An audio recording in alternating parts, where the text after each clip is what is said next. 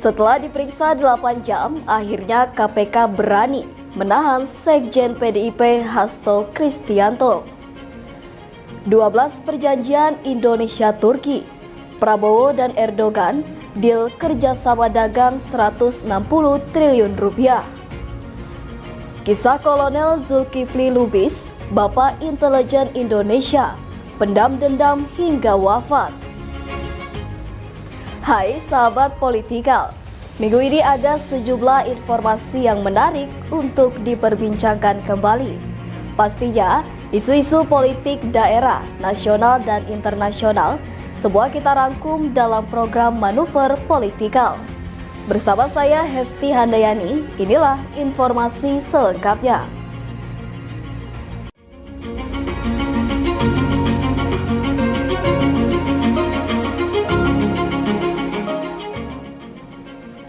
KPK resmi menahan Sekjen PDIP Hasto Kristianto sebagai tersangka kasus dugaan suap dan merintangi penyidikan perkara buronan Harun Masiku.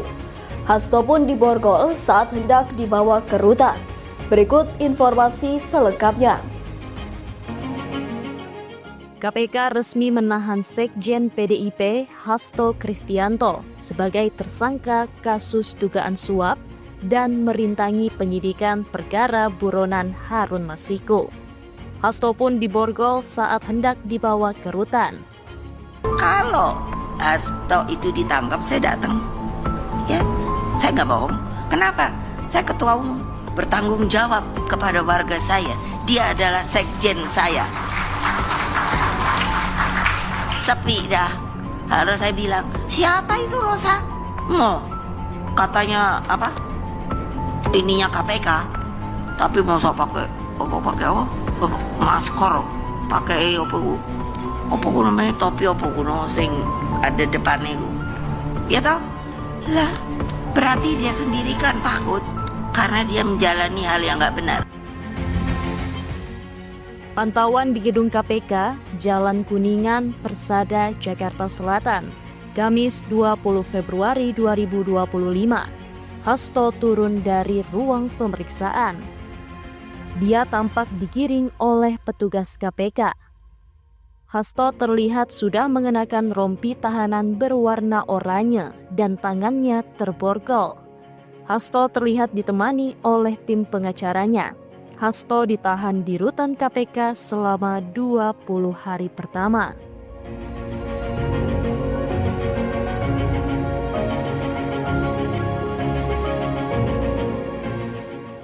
Hasto mengatakan dirinya memenuhi panggilan KPK sebagai bentuk kepatuhan terhadap proses hukum.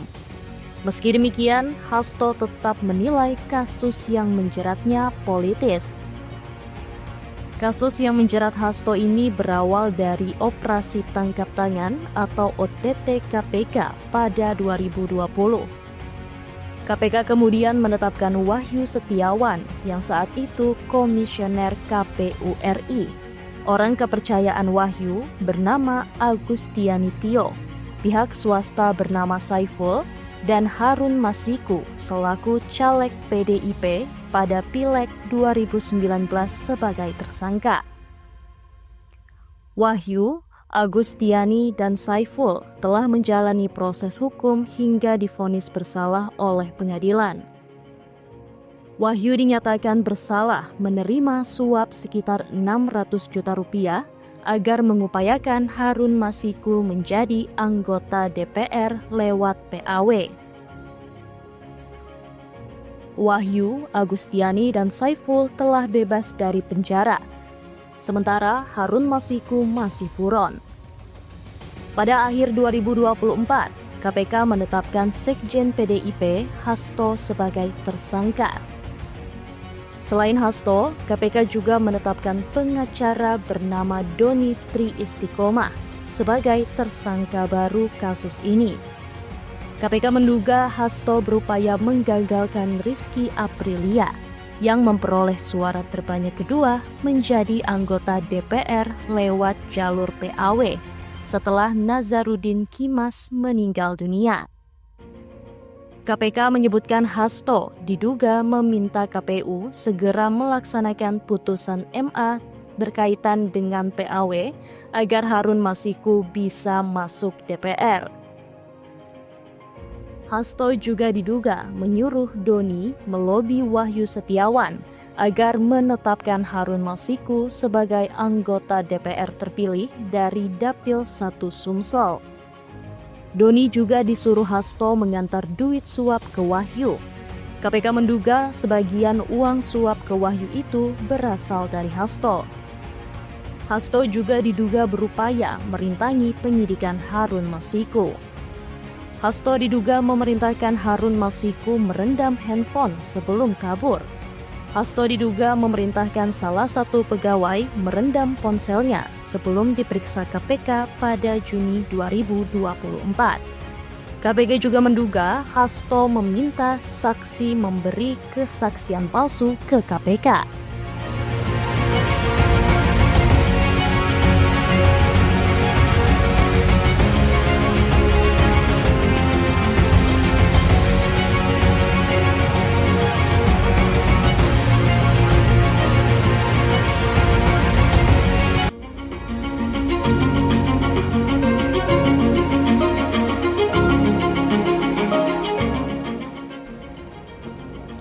Presiden Turki Recep Tayyip Erdogan mengunjungi Presiden Indonesia Prabowo Subianto di Istana Bogor. Dalam pertemuan itu, keduanya mengungkapkan sejumlah kesepakatan dan potensi kerjasama bisnis antara dua negara. Berikut ulasan selengkapnya. Presiden Turki Recep Tayyip Erdogan mengunjungi Presiden Indonesia Prabowo Subianto di Istana Bogor Rabu 12 Februari 2025. Dalam pertemuan itu, keduanya mengungkapkan sejumlah kesepakatan dan potensi kerjasama bisnis antara dua negara. Dalam pernyataan resmi, Erdogan menyebut RI dan Turki berhasil menandatangani kurang lebih 12 perjanjian. Seluruh perjanjian ini terdiri dari berbagai bidang, mulai dari energi, pertanian, pertahanan, industri komunikasi, kesehatan, dan pendidikan.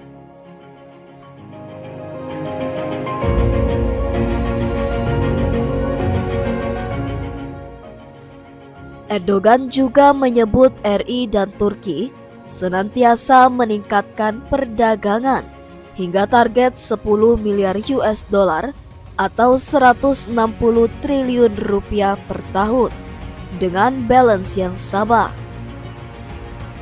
Ia juga menyoroti sejumlah industri dan potensi yang bisa terus digenjot demi memaksimalkan keuntungan akan kedua negara.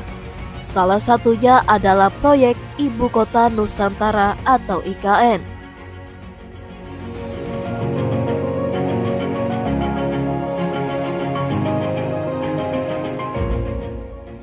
Lebih lanjut, Erdogan pun menyoroti potensi pariwisata antara dua negara yang besar. Ia bahkan telah membahas pembukaan penerbangan tambahan antara Turki dan RI dengan menggunakan flag carrier masing-masing negara.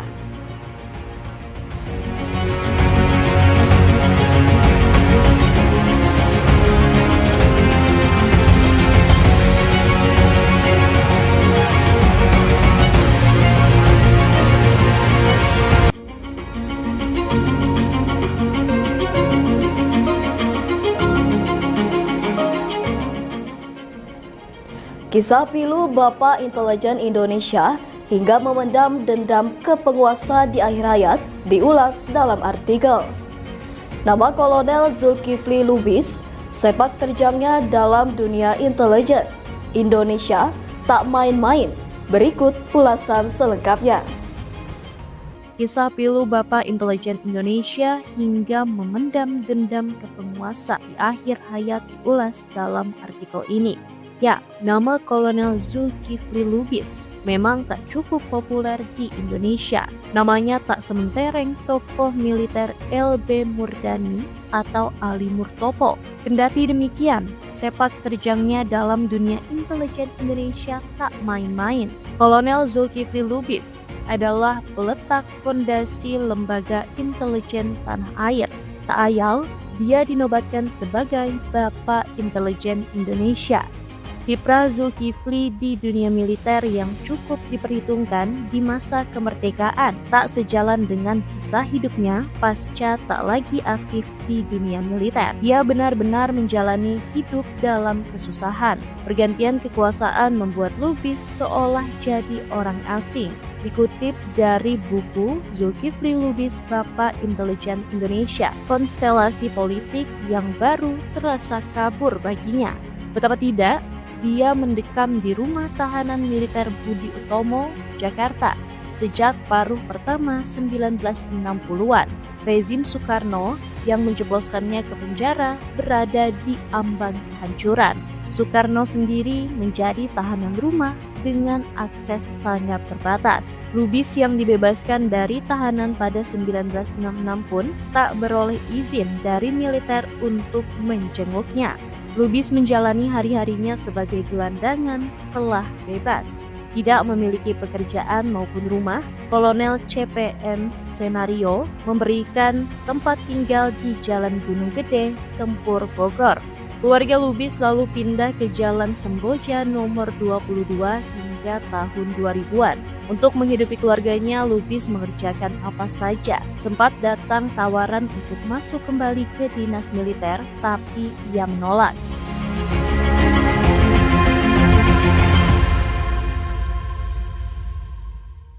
Kemudian, Lubis bersama beberapa kolega mendirikan lembaga riset bernama Reda yang berkantor di Melawai, Jakarta Selatan. Karena itulah pengalaman saya, kata Lubis. Dia mencoba membantu mengembangkan intelijen negara dengan menciptakan kerja intelijen di luar pemerintahan. Beberapa binaannya, seperti Ali Murtopo, membukakan jalan. Sejumlah negara pun disambanginya untuk memperdalam ilmu intelijen. Dalam suatu perjalanan, Lubis berkenalan dengan Mr. Lid, pengusaha Tionghoa Muslim, mengajaknya berbisnis pasir. Singapura lagi butuh banyak pasir untuk pembangunan, katanya. Lubis pun setuju, mereka pun berkongsi mendirikan PT Riau Timas awal 1970-an. Meski berkantor di Jakarta, proyek PT Riau Timas berada di Tanjung Balai Karimun Riau. Itu perusahaan penambangan pasir, kata Furkon. Berkat keuletannya, perusahaan itu tumbuh besar. Sepertinya Lubis, anaknya Ramanta menahkodai perusahaan itu hingga kolaps sekitar 2000. Ayah yang bijaksana dan penyayang, pertemuan Lubis dengan sang istri, Siti Zainab, tak pernah direncanakan. Dia bertemu istrinya di masa revolusi. Tak lama setelah proklamasi kemerdekaan, Lubis membantu mengatasi chaos di Solo dan Cirebon. Suasana revolusi diwarnai pemberangusan segala hal yang dianggap berbau feodal. Penangkapan dan pembunuhan kalangan bangsawan terjadi di mana-mana. R.A. Kardina, adik R.A. Kartini, misalnya, sempat diarak dan akan dibunuh di Pekalongan oleh gerombolan kutil. Lubis tak sependapat dengan mereka. Lubis saat di Solo sampai dicurigai pro-feodal lantaran membela keraton yang mau ditindak barisan banteng. Ketua Komisariat 3 Surakarta, Suroso, sampai memanggilnya. Di Cirebon, Lubis menyelamatkan keluarga Kesultanan Kanoman dari para perusuh. Sebagai bentuk terima kasih, Sultan Kanoman menawarkan Lubis untuk menikahi adiknya, Ratu Siti Zainab. Meski belum punya rencana nikah, Lubis akhirnya menikahi Zainab yang usianya 3 tahun lebih muda pada akhir 1946 di Linggarjati. Pernikahan saya di Linggarjati saat pertemuan Linggarjati, kata Lubis. Lubis dan Zainab dikaruniai 10 putra. Seorang anaknya meninggal tak lama setelah lahir. Salah satu anaknya lahir saat Lubis berada dalam pelarian akibat kudeta yang gagal pada 1957. Karena menjadi buron, dia hanya membawa beberapa anaknya, yang lainnya dititipkan ke keluarga atau kenalan.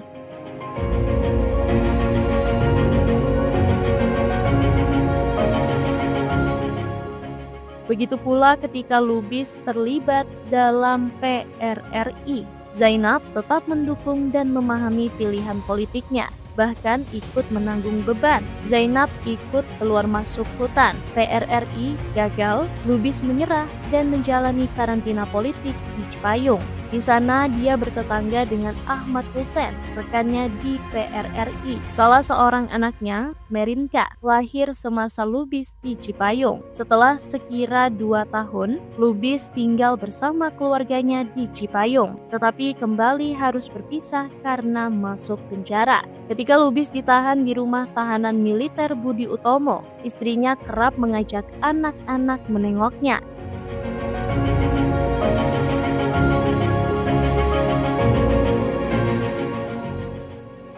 Sejumlah temannya juga kerap menengok, antara lain Kemal Idris dan Fenty Sumual. Selepas dari penjara, Lubis baru bisa mencurahkan perhatian penuh pada anak-anaknya. Di mata anak-anaknya, dia ayah yang bijaksana, penyayang, dan penuh perhatian. Dia menyempatkan waktu menanyakan dan membantu pekerjaan rumah anak-anaknya. Lubis juga selalu mencontohkan kedisiplinan dan kemandirian. Tak ada yang tidur sebelum jam 10. Dia akan memastikan anak-anaknya belajar. Dia memberi tanggung jawab untuk mengurusi rumah. Setiap anak memiliki tugas masing-masing.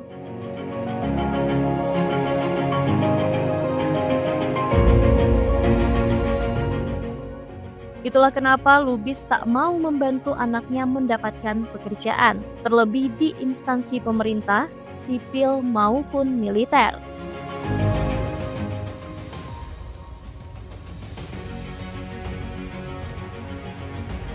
Lubis tahu benar bahaya korupsi.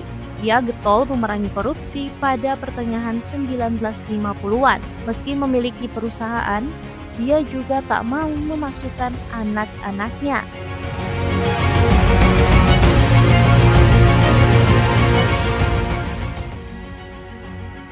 Di rumahnya di Jalan Semboja, Lubis sesekali kedatangan sejawatnya seperti Kemal Idris, Fenty Sumual, Ali Sadikin, dan Ali Murtopo. Wartawan senior Mukhtar Lubis yang getol menyuarakan pemberantasan korupsi juga kerap datang. Lubis akan mengisi waktu dengan membaca dan menonton sepak bola di televisi jika tak ada tamu. Furqan Lubis ingat betul masa ketika screening yang dijalankan pemerintah Orde Baru menghentikan jalannya menjadi dosen. Dia tak tahu apa yang membuatnya tak lulus. Alih-alih memberitahu, si petugas malah berpesan, "Kamu jangan mencontoh orang tuamu ya." Penasaran, Furqan menceritakan pengalaman itu kepada ayahnya. Zulkifli menjawab singkat, "Itu kan orang yang tidak mengerti perjuangan."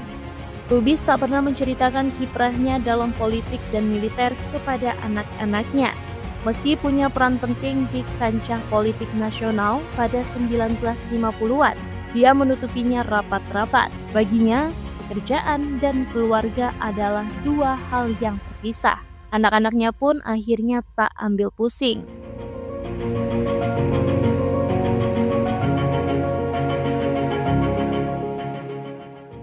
Sekalipun keras, Lubis pantang menggunakan kekerasan. Bila mendapati anaknya berkelahi, dia hanya menasehati.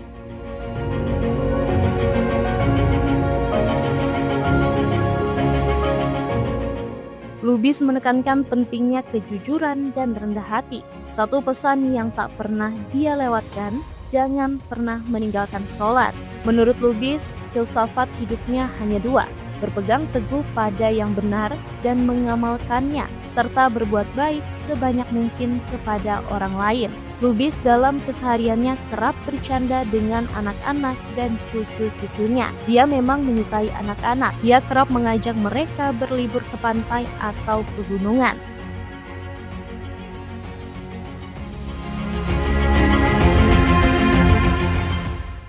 Dari bacaan-bacaannya, Lubis memendam banyak kecewa.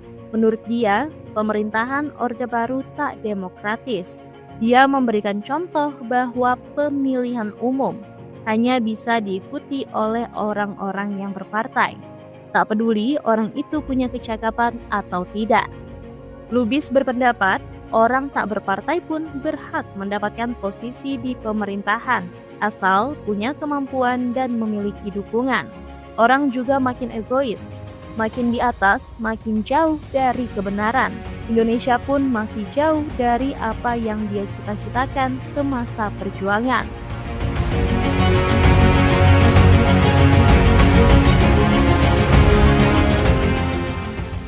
Berbeda dengan teman-temannya dari generasi 45 yang mengungkapkan kekecewaannya dengan membentuk kelompok macam petisi 50. Lubis memilih berjalan seorang diri.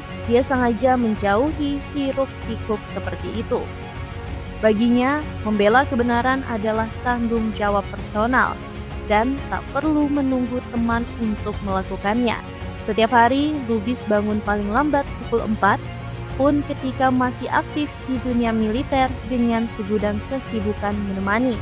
Setelah sholat tahajud, dia melanjutkannya dengan zikir hingga subuh. Bangun pagi merupakan didikan orang tuanya.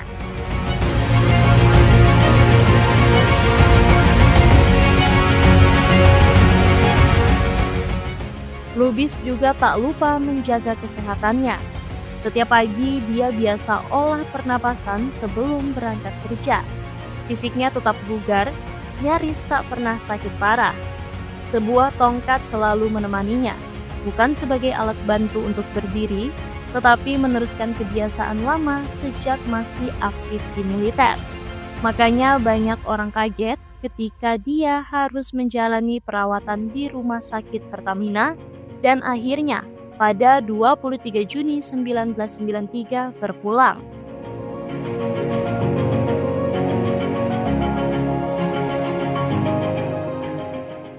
Atas permintaan Wakil Presiden Tri Sutrisno, jenazah Zulkifli Lubis dimakamkan di Taman Makam Pahlawan, Bredet, Bogor.